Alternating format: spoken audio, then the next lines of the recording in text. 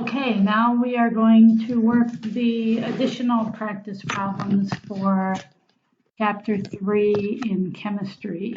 And you'll notice, so these are the problems I sent out to you by email. They're just additional problems for you to practice to get some more practice. So I will not be collecting these. They are just for your own use.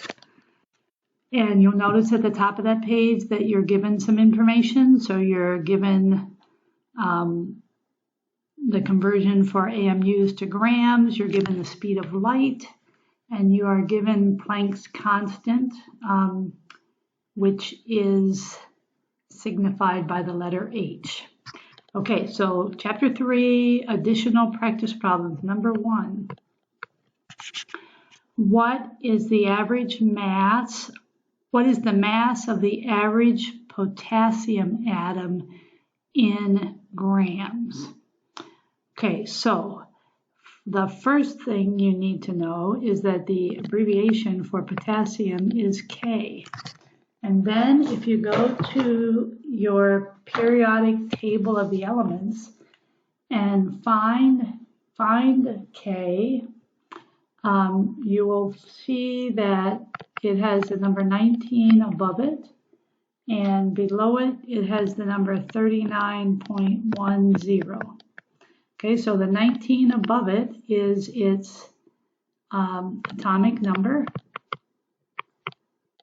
That tells us how many protons it has. And then this number is the atomic mass. And that is in atomic mass units. So the question asks us, what is its mass in grams? So we are going to take 39.10 AMUs, and we're going to put that over 1, and then we use our conversion that we are given. We want to convert to grams, so grams is going to go on top, and we are told that 1.66 times 10 to the negative 24 grams is equal to 1 AMU.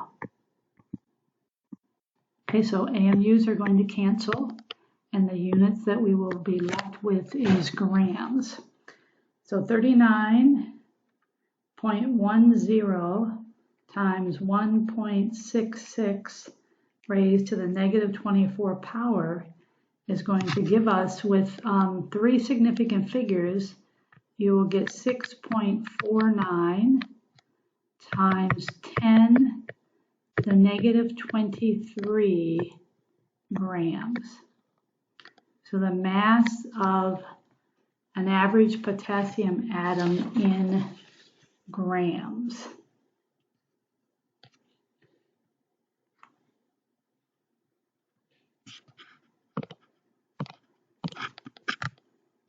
Okay, question number 2 states a specific isotope of silicon has a mass of 4.81 times 10 to the negative 23 grams. Okay, so now we are in grams, and we want to know what is in AMU. So it's just converting now from grams to AMUs. So we want our answer to be in AMUs. So 1 AMU is going to go on the top, and that is equal to 1.66 times 10 to the negative 24 grams. Okay, and those values are given to you on your sheet. So grams will cancel, and the units that we're left with is AMUs, which is what the question asks for. So we're going to take 4.81 raised to a negative 23 exponent, and we will divide that by 1.66 raised to a negative 24 exponent, and the answer that you get is you're going to get 28.97590.361 AMUs. And with 3 significant figures, this would become 29.0 AMU. Okay, so that's just a conversion from grams to AMUs. Okay, number 3. How many protons, neutrons, and electrons are in this atom? Okay, so this could also be written like this. Both are the same. AR stands for argon. So then the question becomes, what is this number? That number is called the mass number, and it is equal to protons plus neutrons. Okay, so then we look at argon, and we say how many protons are in argon, and how many electrons are in argon? 40. And how many neutrons are in argon? Okay, so we go to our periodic chart and we find argon, and the number above argon is 18. So that is its atomic number. That tells us how many protons it has. It also tells us how many electrons it has. And then remember this number, the mass number, is protons plus neutrons. So if there are 18 protons, then there must be 22 neutrons, because this plus this must equal 40. So the answer is 18 protons, 18 electrons, and 22 neutrons. Okay, number 4. An atom has 35 protons, 45 neutrons, and 35 electrons. What is the symbol including the mass number? Okay, so the way that we tell what element this is by the number of protons. So we go to the periodic table and we find the element that has 35 protons by looking at the number that is above it, which is called the atomic number. And we see that if we look at bromine, the number above it is 35. Okay, so that tells us that the element is bromine. Okay, but then the question also asks it says we are to include the mass number. Okay, so the mass number, remember, is protons plus neutrons. Protons plus neutrons. So protons plus neutrons equals 80. So this atom would be this, or we could write it like this. Either one is okay. Okay, but this is the mass number, and it's the number of protons plus the number of neutrons.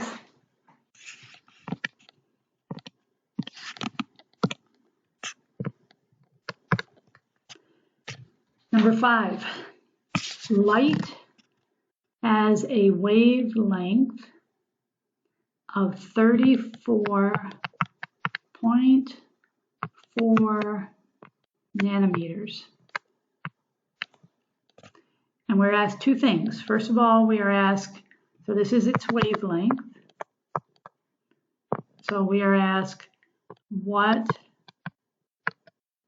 is wavelength in meters?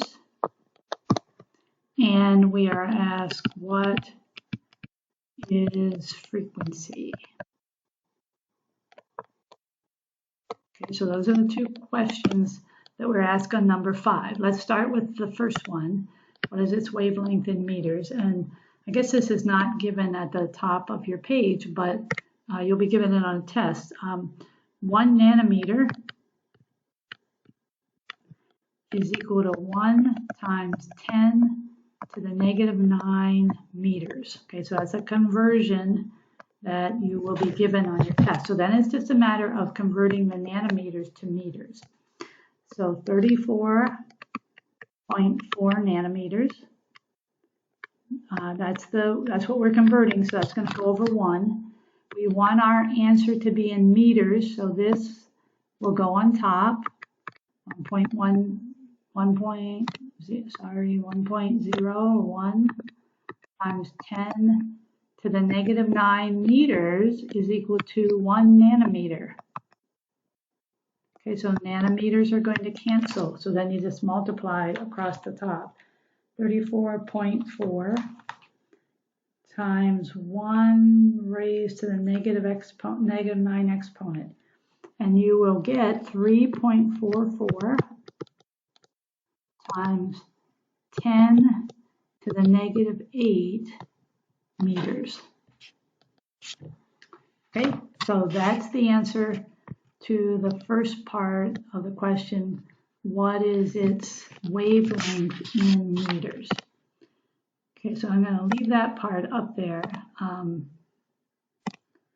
And we erase this.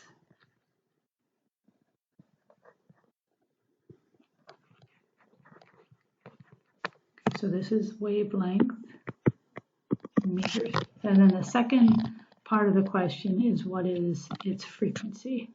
Well, the equation that you know for that and that you can have written on your index card is that frequency is the speed of light divided by wavelength.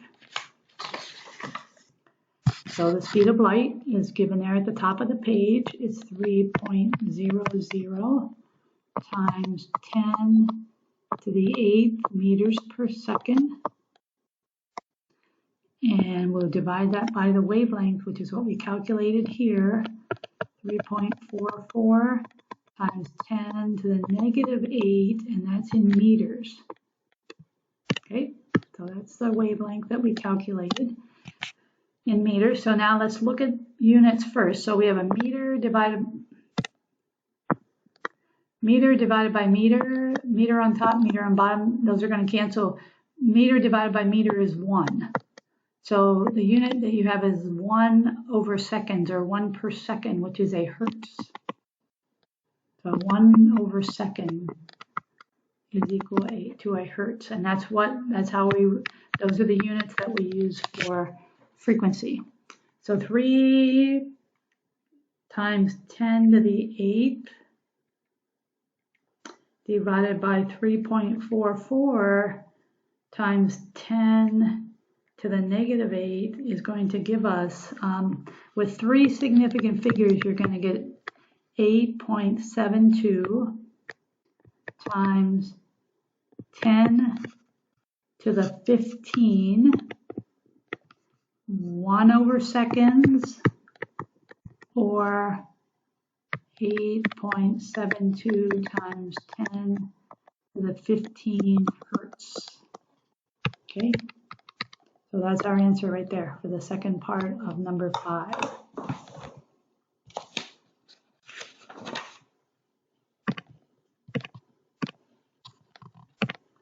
Okay, number 6.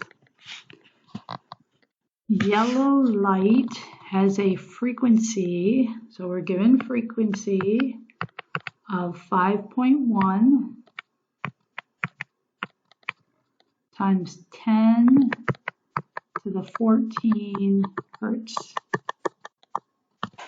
And the question is, what is its wavelength?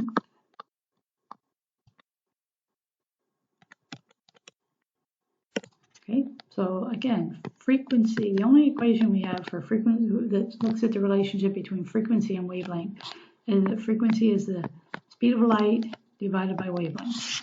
So we're asked to find wavelength. So let's solve this equation for wavelength. We'll multiply both sides by wavelength.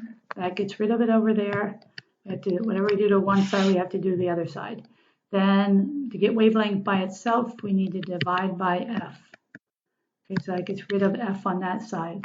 So wavelength is equal to the speed of light divided by frequency. So now we just plug our numbers into here. Speed of light given 3.00 times 10 to the 8 meters per second divided by the frequency that we're given here, 5.1 times 10 to the 14 hertz, which is the same as 1 over second. Okay, so you have a second on the top and a second on the bottom, so those are going to cancel and you're left with meters. And we measure length of things in meters, including wavelengths. So now we just do our math.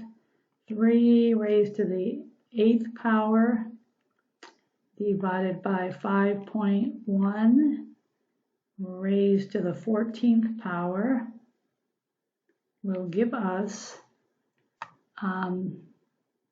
we can have two significant figures here because of this value. So you're going to get 5.88235 and some other numbers times 10 to the negative 7 meters. But because we can only have two significant figures, the wavelength will equal to 5.9 times 10 to the negative 7. And remember, the units that we're left with is meters. Okay, so there's our answer.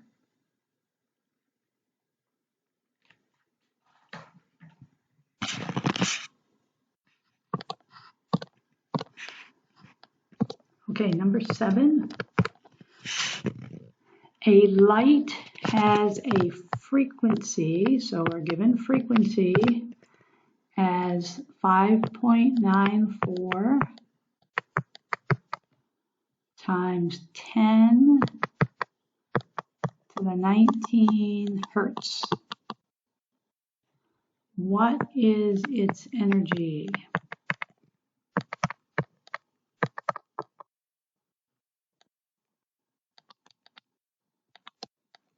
Okay, so the equation that we have for energy is that energy is equal to H times F. Okay, so we are given, they just gave us frequency up here. H is a constant, it's called Planck's constant, and you are given that at the top of your sheet. So this problem is just plugging in numbers. The value for H is 6.63 times 10 to the negative 34, and the units are joules times seconds.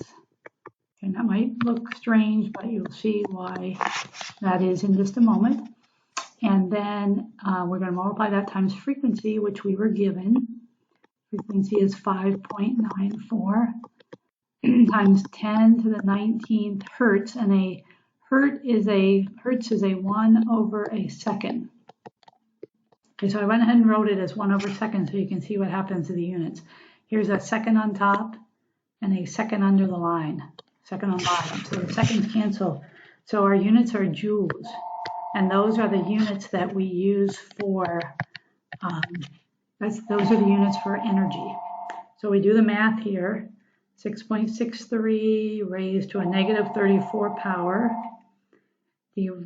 Times 5.94 raised to the 19 power. And what you will get is, with three significant figures, you will get 3.94 times 10 to the negative 14 joules. So the energy is 3.94 times 10 to the negative 14 joules. Okay, number 8. If light has an energy, So it has an energy, and we're given that energy as 4.9 times 10 to the negative 15 joules. What is its wavelength?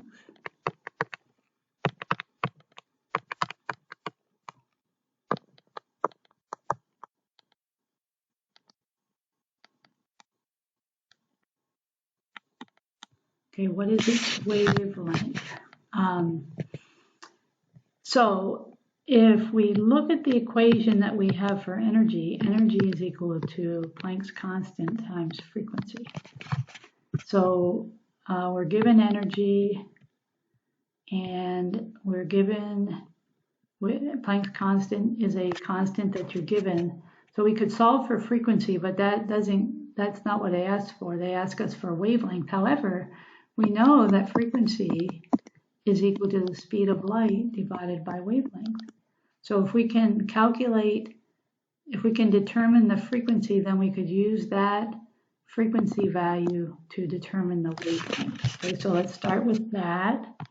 So the energy, well, first of all, we want to solve here for frequency, because frequency is what will, if we solve for frequency here, that will allow us to determine wavelength over here. So we have to solve this equation for frequency. We just get frequency by itself, and to do that, we just divide both sides by h. Okay, so the h's cancel out over there. So E divided by h will equal frequency.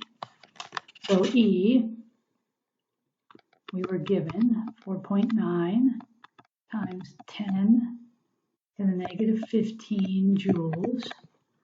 And then H is given, it is 6.63 times 10 to the negative 34. And those units are joules times seconds. Okay, so you'll see that the joules cancel, and joules divided by joule is 1.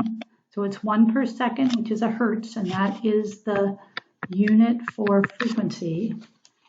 So if we do this math, 4.9 raised to the negative 15 power divided by 6.63 raised to the negative 34 power, and what you get for the frequency with two significant figures is 7.4 times 10 to the 18th, 1 over seconds, or hertz. Okay, so that's frequency. Let's hang on to that value right there. And now we are going to use that to calculate wavelength. Okay, we want to know wavelength up here, so we'll multiply both sides by wavelength. That gets rid of it on that side. Whatever we do to one side, we do to the other side. Now we need to get rid of frequency over here, so we divide both sides by frequency. That gets rid of it over there. So wavelength is equal to the speed of light divided by frequency. Speed of light we are given 3.00 times 10 to the 8th meters per second. Frequency is what we calculated here, 7.4 times 10 to the 18, 1 over seconds. Okay, so seconds on top, seconds on bottom, they cancel, and you're left with meters, and we measure lengths in meters. So if we do this math, 3 raised to the 8th power divided by 7.4 raised to the 18th power will give us, you're going to get, I'll erase this up here and write the answer. So what you'll get for this math is you will get 4.05, 405. There's some other numbers there, but that's as far as I'll write them out, times 10 to the negative 11 meters. And if we look down here, we can have two significant figures. So it would be 4.1 times 10 to the negative 11 meters. Okay, so that's our answer for wavelength for number 8.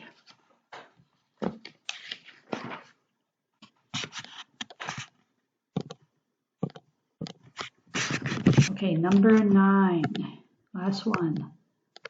Number 9, we are given the wavelength. So wavelength is equal to 94 nanometers. And we are asked, what is its energy?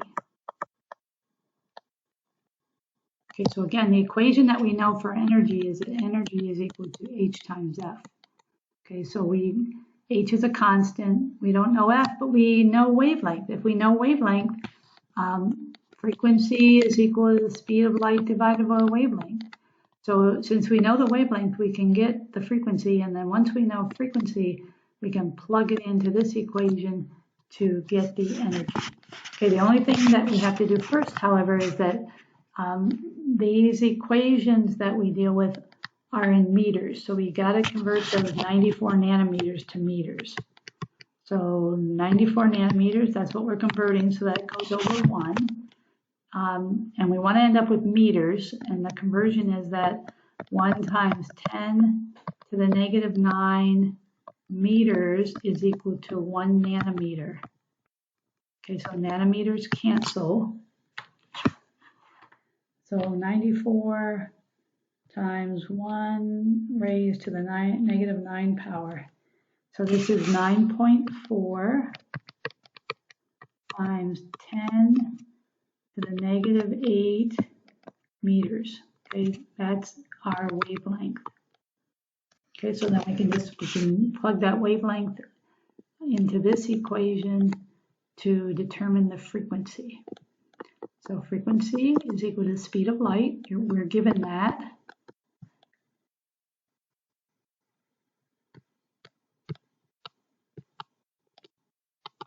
.00 times 10 to the 8th meters per second divided by the wavelength that we in meters. So 9.4 times 10 to the negative 8 meters.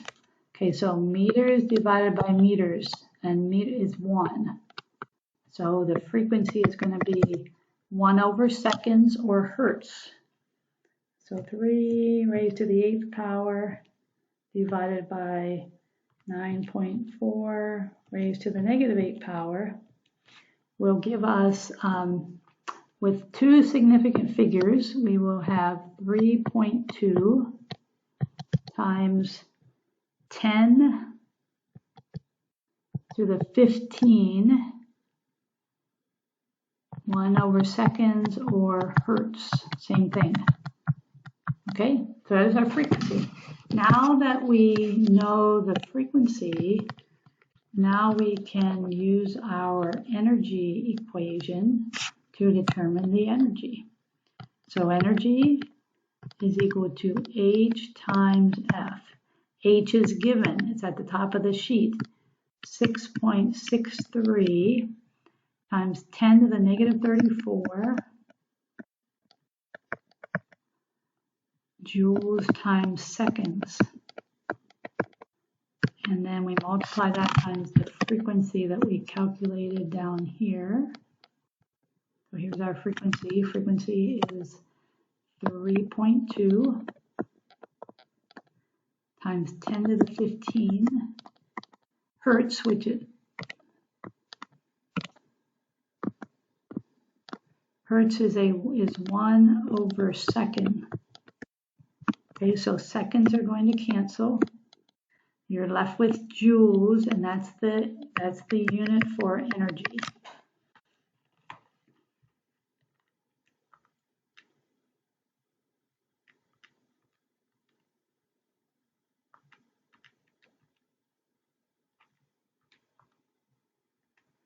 So if we do this math and multiply this times this, with 2 significant figures, because this limits us to 2 significant figures, you will get 2.1 times 10 to the negative 18, and again our units are joules. Energy is in the units of joule. So that is the answer for energy for number 9. So again, we were given wavelength and asked to find energy. In order to find energy, we have to know frequency.